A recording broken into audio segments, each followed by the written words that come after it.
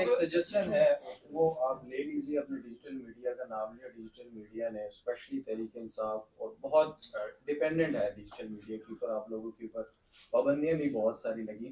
تو digital media ہی واحد راستہ تھا جو میسج پھیلانے میں مددگار ثابت ہوا. ڈیجیٹل میڈیا اگر آپ لوگوں کی حکومت آتی ہے تو اس کو کوئی ریگولرائز کرنے کے لیے بھی کوئی پلانز ہیں، کیونکہ یہ ایک بہت بڑا مسئلہ ہے پاکستان کے اندر. جتنے بھی فری لانسر کام کر رہے ہیں پاکستان کے اندر، ڈیجیٹل میڈیا ریگولرائز نہیں ہے، قانونی حیثیت اس کی موجود نہیں ہے. اسپیشلی جب فورن سے پیمنٹس آتی ہیں تو وہ حاصل کرنے کے لیے بہت زیادہ مشکلات کا شکار جو ہے وہ رہتے ہیں فری لانسر. جیسے فیس بک ہو گیا، ٹویٹر ہو گیا، یہاں ان کے آفیسز نہیں ہیں. تو اس کو بھی اگر آپ لوگ منشور میں شامل کر لیں تو یہ جو ینگ جنریشن ہے، جو بہت زیادہ ایک طبقہ ہے فری لانسنگ جو کر رہا ہے، جو اپنے آپ پیمنٹس باہر سے منگواتا ہے، وہ ڈالر آتا ہے، ملک کا بھی فائدہ ہوتا ہے، تو اس سے بھی میرے خیال میں کافی اسی میں ایڈ کر لیجیے گا. کل مسلم لیگ نون کے ترجمانوں کی جانب سے کہا گیا کہ سوشل میڈیا پاکستان کا، اور خاص کر وہ کہتے ہیں ڈیجیٹل میڈیا جو ہے وہ دہشت گرد بن چکا ہے. یہ سوشل دہشت گردی جو ہے وہ مریم اورنگزیب اور عطا صاحب کہہ رہے ہیں. تو کیا حق سچ دکھانا کہ دہشت گردی کی طرح؟ دیکھیں، جب مین سٹریم میڈیا کے اوپر پابندیاں تھیں، آپ کے سامنے ہی ہیں، میرے اوپر پابندی لگ گئی، جو کہ میں نے آپ کو کہا نا، میں نے کبھی کسی کو گالی تک نہیں دی، کسی کے ساتھ اونچے الفاظ میں بھی بات نہیں کی، لیکن میرے جیسے بندے پہ پابندی لگا دی. تو مین سٹریم میڈیا آج بھی میرا خیال نہیں لے سکتا. عمران خان کا آپ نام نہیں لے سکتے، اس کی تصویر نہیں چلا سکتے، آپ تنقید بھی کرنا چاہیں تب بھی آپ کو الاؤ نہیں ہے. تو یہ سوشل میڈیا تھا، اس پہ کوئی شک نہیں، ڈیجیٹل میڈیا تھا جس نے حق سچ کی آواز کو آگے پہنچایا، جو آج عام آدمی تک ہم پہنچے ہیں، یا عام آدمی تک عمران خان کا پیغام پہنچا ہے. اس پہ کوئی شک نہیں. میں یہ ساری اپریسیشن یہ آپ کے سوشل میڈیا اور ڈیجیٹل میڈیا کو دیتا ہوں. اس پہ کوئی شک نہیں کہ آپ لوگوں کا بہت بڑا رول ہے. مگر جو چیز آپ دیکھیں، جب سوشل میڈیا پہ جب آپ چیزیں فلوٹ ہوتی ہیں، غلط بھی آتی ہیں، صحیح بھی آتی ہیں، لیکن اس کو ٹھیک ہے، ریگولیٹ کرنے کی بھی ضرورت ہے. کہیں غلطیاں کوئی کرتا ہے، جان بوجھ کے کرتا ہے، اس کا احتساب بھی ہونا چاہیے. مگر اس طریقے سے جو الفاظ مریم اورنگزیب نے یا ان لوگوں نے استعمال کیے، میں اس کی شدید مذمت کرتا ہوں.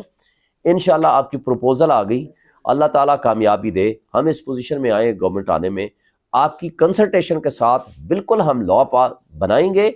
اور اگر ہم اپوزیشن میں بھی بیٹھے تب بھی ہم پرائیویٹ بل کی صورت میں بھی ہم لائیں گے. اس کے لیے آپ کی کنسلٹیشن مسٹ ہے.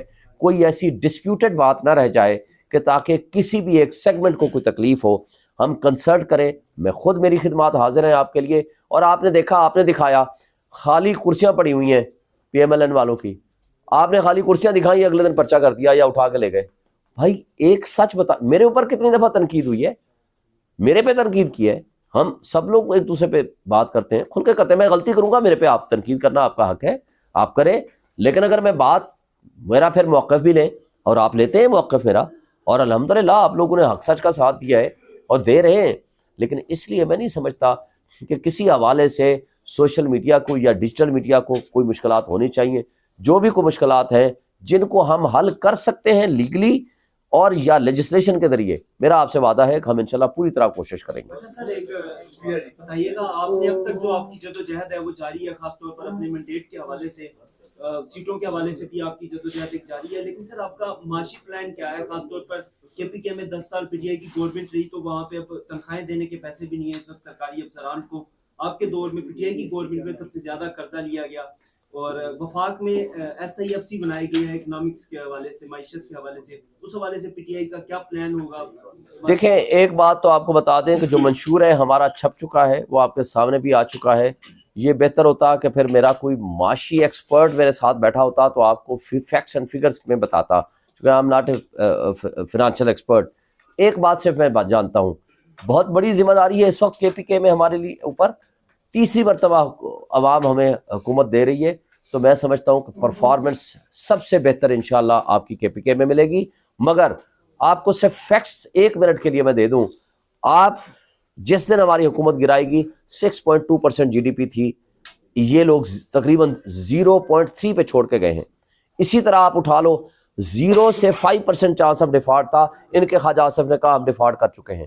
12 روپے بجلی کا یونٹ تھا، آج 70 روپے پہ یہ پہنچا کے گئے ہیں. مہنگائی اس وقت کے مطابق کہتے ہیں 12% تھی، 50% سے اوپر لے گئے ہیں. اب فوڈ کے مطابق جو آپ کی جو مہنگائی ہوئی ہے وہ بھی آپ سامنے دیکھ لیں. یہ وہ چیزیں ہیں، اس میں 2 سال کورونا کے بھی گزرے، مگر انشاءاللہ اگر اللہ تعالیٰ نے موقع دیا، حکومت ہوئی تو ہماری پارٹی پہلے سے بہت چینج پالیسیز ہوں گی.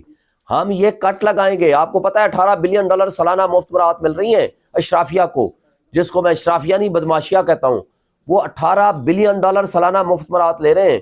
بھائی اس میں آپ آدھا بھی کٹ لگا لیں، آپ کو تو یہ بجلی کا یونٹ آپ کو جہاں 70,000 روپے کا آپ کو بل آ رہا ہے نا، اس میں آپ کا 7,000 پہ آ جائے گا.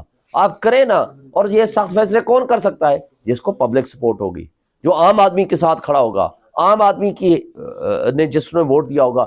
جو اوپر جو اشرافیہ فورجری اور ڈکیٹی کے ذریعے جن کو لے کر آئی ہے، ان میں نہ کیپیسٹی ہے، نہ ان میں ول ہے، یعنی نہ ان کی نیت ہے، نہ ان کی کیپیبلٹی ہے کہ وہ کوئی اچھے فیصلے کر سکیں. Thank you. سوال لے لیں. فیصل باڈا کو گفتگو آپ نے گزشتہ روز ایک نجی ٹی وی چینل کے اوپر اس کا آپ نے پروگرام دیکھا ہوگا.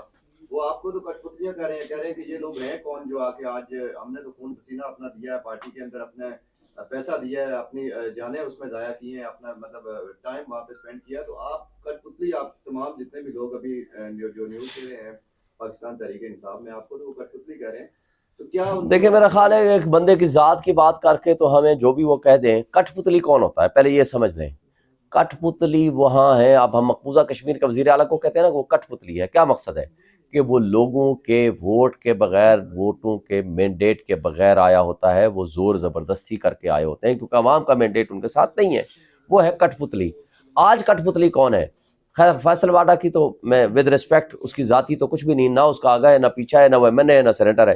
وہ تو آپ کے سامنے جو کچھ ہے. مگر آج کٹ پتلی صرف وہ ہیں جنہوں نے ڈاکہ ڈال کے، جو ہم ہیں الیکٹڈ ایم این اے، ہمیں تو عوام نے ووٹ دیا ہے. بھائی میں تو اپنی بات کرتا ہوں، 1,05,000 مجھے ووٹ پڑا ہے.